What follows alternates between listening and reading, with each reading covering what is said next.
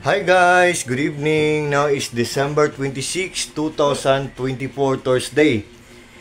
Guys, Merry Christmas and advance Happy New Year to everyone. Guys, ipiplex ko ngayon ang LED lights namin guys. Ang ganda-ganda guys. Ang mura-mura lang, ang good ng quality, hindi kamahalan, affordable lang. So, tingnan nyo guys ha. LED lights namin guys. Nagbibigay ng lamig sa mata. Tingnan nyo guys oh.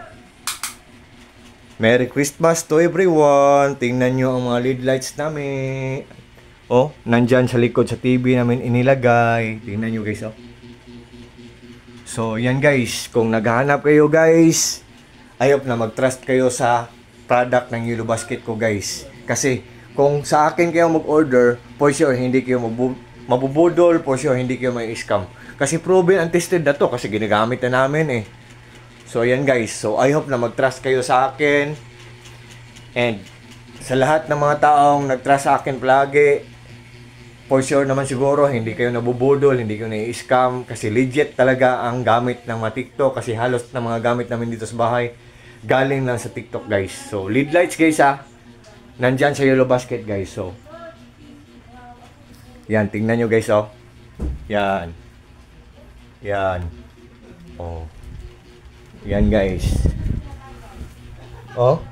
Oh. Yan. Yan. Guys, sa lahat ng mga friends ko diyan ha. Yan, 'di ba?